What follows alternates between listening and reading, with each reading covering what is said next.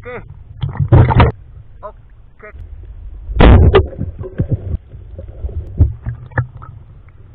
Whew.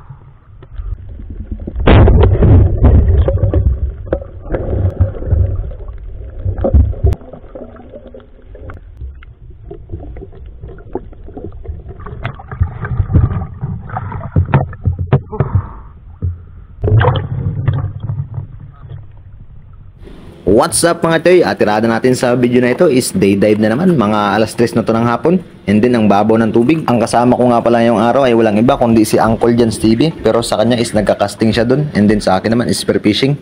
Quick dive na naman tayo para makaiwas sa utos. And then tignan natin kung anong yung mga mahuli natin at anong mangyayari sa hapon na ito. Let's go! Unang lubog pa lang ay narating ko agad itong mahabang coral reef dito sa kailaliman ng Pacific Ocean. And then dahil sobrang babaw, hindi natin pwedeng apakan kaya nakadapa lang tayo. Siyempre para hindi masira ang corals. And then isa pa, kapag inapakan natin at pag nasira yung corals, sa ilalim kasi is may king of thorns or sea urchin, baka madisgrasya yung ating mga paa. Kaya nakadapa lang talaga ako dito hanggang marating ko yung dulo and then nakangawit na yung liig ko. Ang haba ng corals. Ito, coral garden.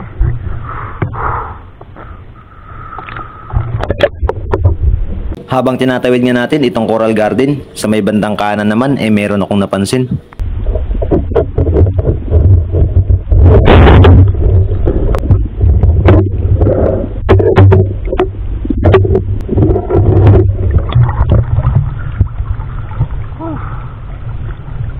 Watero.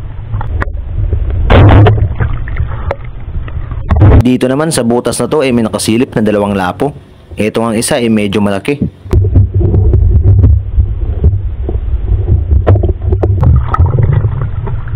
Malaki. Okay kayo. After ko nga masecure ay umatras na ako ng konti at nag-reload ng spear gun kasi alam ko lalabas ulit yung isa na nakasilip kanina. Ang attitude kasi nitong longfin grouper ay hindi aggressive pero matapang. Humaharap pa nga sa spear gun.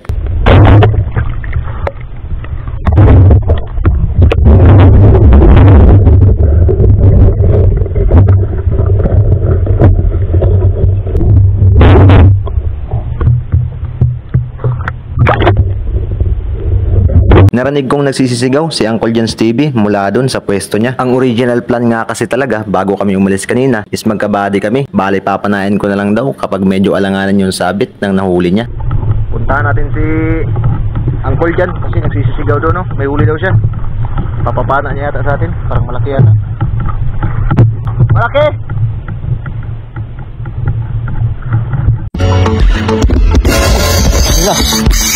Goy! Goy! Goy! Goy! Ah! Putol! Sa ugong ng reel ay madidistinguish natin na mamaw nga talaga yung huli niya. Ang problema, hindi natin ay nabutan kasi medyo malayo yung spot niya sa atin. At nang makita kong nagka-casting na siya ulit, dalawang bagay lang yung pumasok sa isip ko. Malamang na-secure niya na or nakabitaw. So nag-continue na nga lang ako dito sa mababaw na spot natin, which is malapit lang din sa spot niya. Grabe, super babaw lang, oh. Tuhod lang. Sobrang yaman sa iba't ibang klase ng isda ang nalubugan kong spot ngayon. And dito nga ay hindi ako nagawa ng kahit isang shot. Mas pinili kong i-video muna para makita nyo naman kung gaano kasagana sa isda itong spot na nalubugan ko ngayon. Pagka nagsagawa nga tayo ng shot dito ay mabubulabog siya ng lahat. And by the way, gagawa nga pala ako ng video nito na puro school of fish lang. At ilalagay ko na lang yung link dito sa comment section ng video na ito. Anyway, yung natatanong ngayon ay school of fish ng red sea bream. Tapos may kasama rin yung surgeon fish na mungit kung tawagin dito sa amin. Ito namang grupo ng mga isda na to ay school of rabbit fish. Nakasteady lang ako sa aking spot at sinigurado ko na makukunan to ng footage. Although against the light man, pero makikita nyo naman at makaklaro nyo. And then meron pa nga itong kasama sa may bandang kanan. Paglingon ko, akala ko nga isang grupo lang.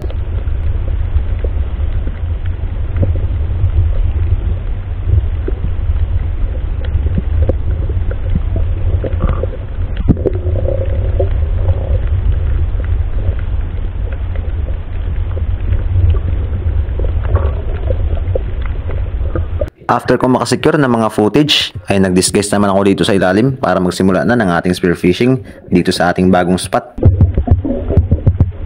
Nagsagawa ako ng fish call at agad na nag-curious itong red sea bream, pero pinili natin yung good size at itong isa approaching sa atin.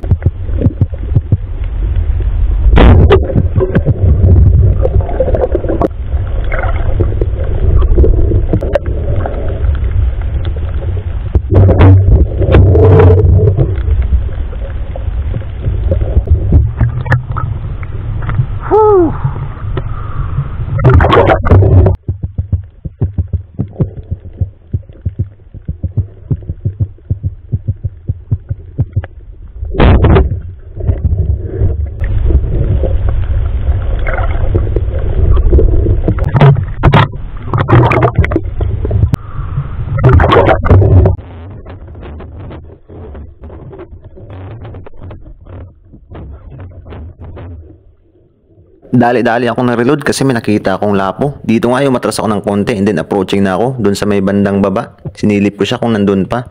And pagsilip ko, andun nga. At eto yung nangyari.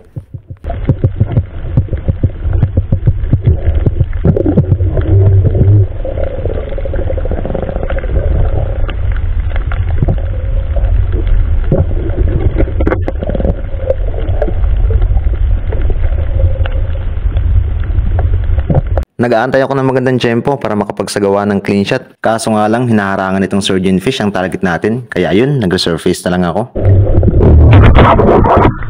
Wala siyang mungit. Sige, harang sa lapo. Hindi ko matira. Tirahin kita, mungit ka.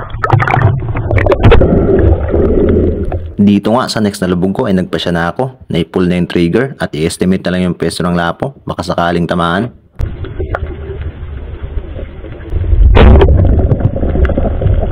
Unfortunately, hindi tinamaan yung lapo at hindi rin tinamaan yung surgeon fish. Civilian ang nahagip ng ating shafting. Malikot kasi, isa rin to sa parang harang kanina.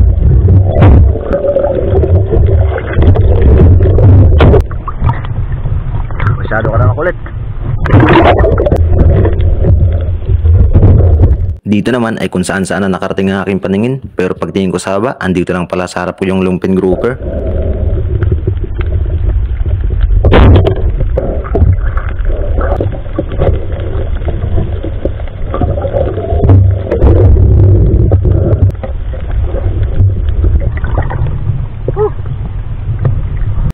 Mga 20 minutes na tayo nag-spear fishing at ito pala yung huli natin. Anyway guys, hindi ko nga pala nakunan lahat ng footage. Pero at least may na-secure ako. And then, nireserve ko nga pala yung natitirang 1% sa pag-video mamaya sa lahat ng ating mahuli. And then, ito namang isa, parrot fish. Hindi abot ng ating range kasi nga maikli lang ang ating spear gun.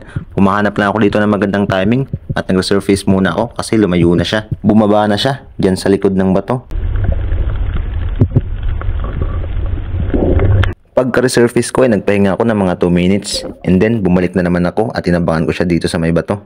At ito yung mga sumunod na nangyari.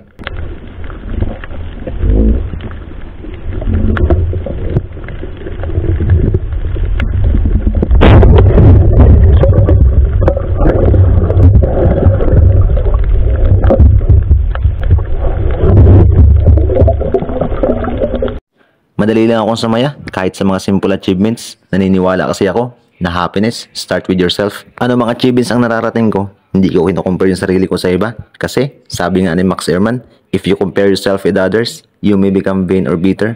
For always there will be a greater and lesser person than yourself. Uy, kinukumpara ko lang yung sarili ko ngayon sa kung ano ako kahapon.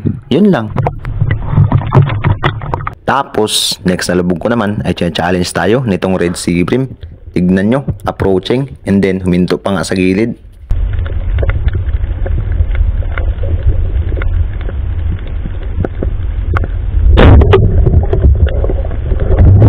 Nag-stop over kasi siya doon sa bato, kaya yun, nabigyan ko.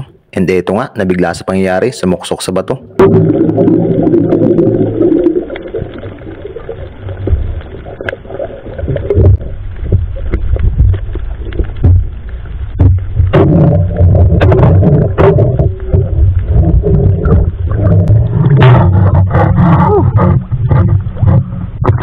After 1 hour ay ito na ngayon lahat ng ating huli. Binidyo ko muna in case na mag-corrupt yung ating SD card. At least may nakunan tayo ng footage na iba. And then sa part naman na ito ay may nagpapapansin sa atin na triple tail wrasse. Huli ko siyang nakita ay doon sa likod ng bato. Pero pagtingin ko sa kanan, andito na pala siya sa gilid ko.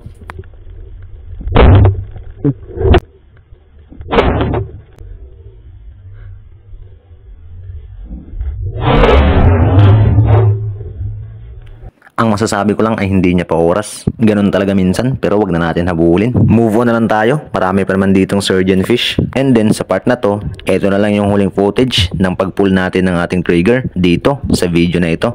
Sinecure ko muna yung ating underwater cam para may pang video tayo mamaya sa lahat ng ating huli.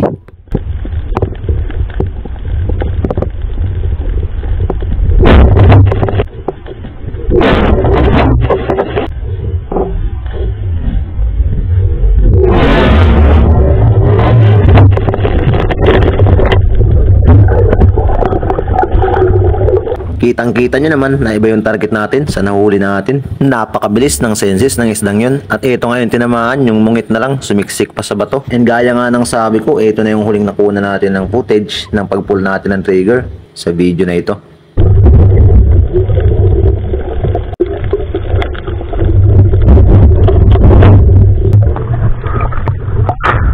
Bye-bye, lobat na. Uwi na ako guys. Hapon na, tsaka wala na malagyan. Pinagpala na naman tayo ngayong araw. Eto nga puno na yung ginawa ko na ring. Napuno na siya, wala namang paglagyan. Meron nga pala akong huli, yung isang klase ng labahita, itong kulay dilaw.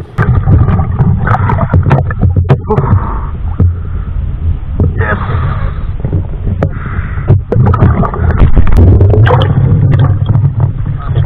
Pag-uwi ko nga ay may pa-video pa sa atin si Uncle John's TV gamit ang kanyang iPhone 15 Pro Max 1TB fully paid. Tapos dito rin nag-aantay yung mga fans natin. Mga fans natin sa likod, oh. Sa mga fans. Ayun talaga. Kunti lang yung uli natin mga katusok. Ito lang, ay, karang po. Ha? Grabe. Grabe man yan. Gusto ko nga sana mag-picture kaso lang against the light. Kaya yun, mas umitim yung kulay ko pero okay lang. Kita naman yung sunset. Hindi. Yun, no? Grabe naman ang sunset ni Uncle Kukoy. Sorry ito, boss. Let's go!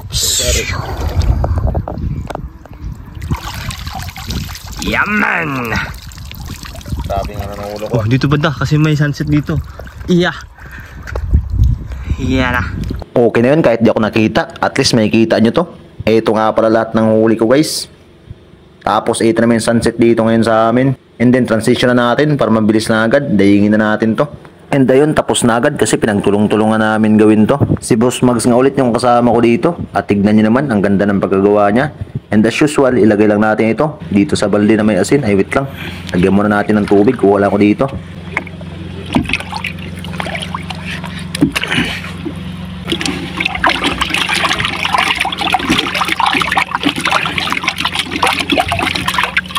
After natin ma-dissolve ang approximately 1/4 kilograms na asin ay ibabad na natin dito ang ating daing. Tapos bukas ng umaga ay hugasan ulit natin ito ng tubig alat bago natin ibilad para hindi siya ganoon kaalat. And eto na nga, nalatag na natin. Eto nga pala lahat ng ating huli guys.